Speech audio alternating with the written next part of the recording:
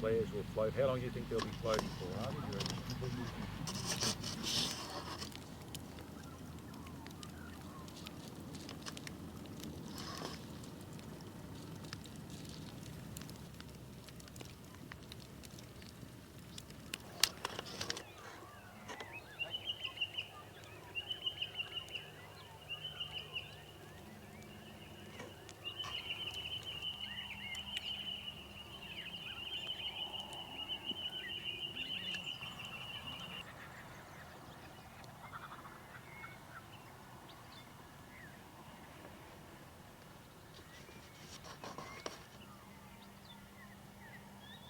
And it was the largest prison breakout of that war.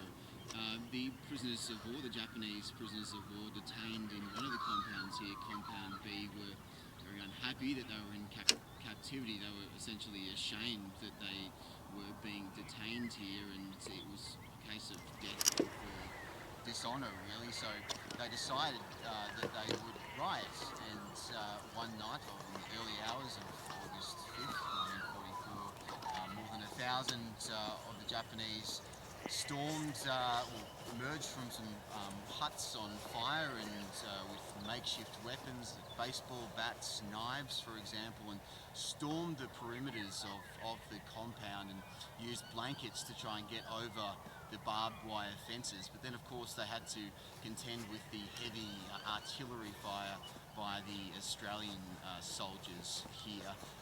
More than 300 or so Japanese managed to escape into the surrounding paddocks around here in Cowra in central west New South Wales, but most of them died.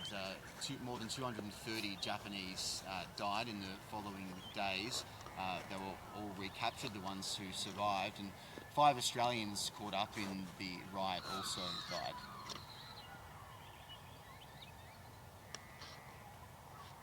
Yeah, well, there's been a big weekend of events here in Cowra, Paul.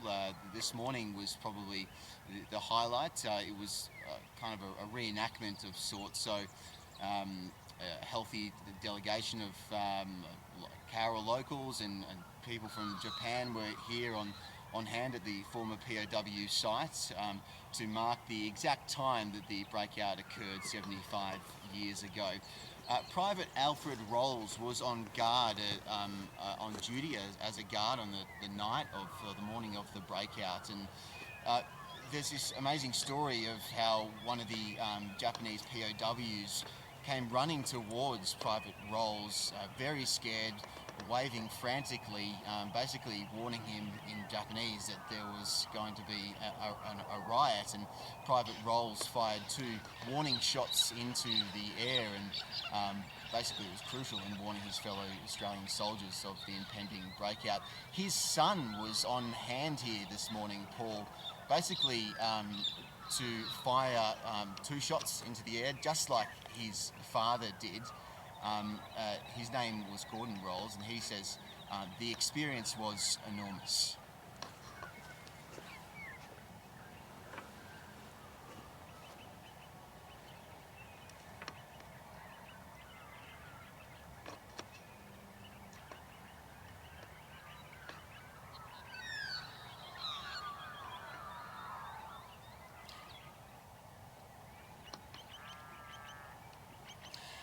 There was thought to be the last known survivor of the breakout, a 98-year-old Teruo Murakami, who's here in Cowra. He's visited Cowra several times, PK, and he didn't think he'd make it to this 75th anniversary. He's almost 99. I'm told he's smoked all his life, but he's obviously here and he's doing pretty well. But he didn't think he'd make it, and he has said that his memories of this place, of the breakout itself, are as vivid as ever. He said it was a very chilly night, much like right now. It's very cold.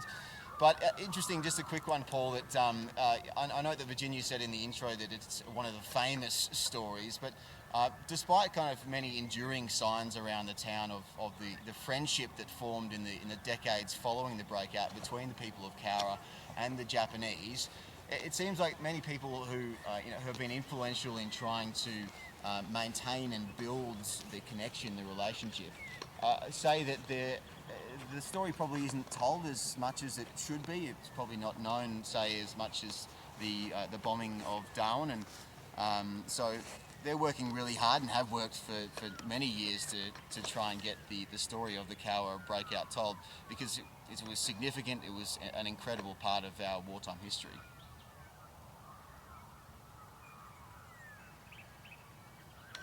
Thanks, Paul.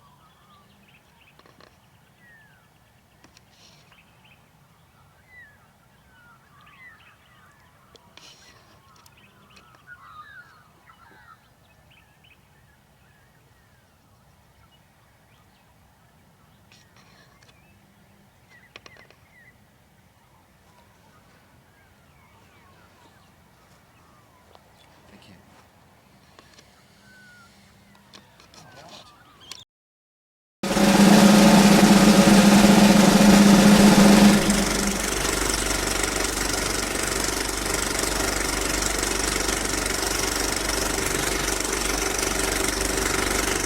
Tune in tomorrow.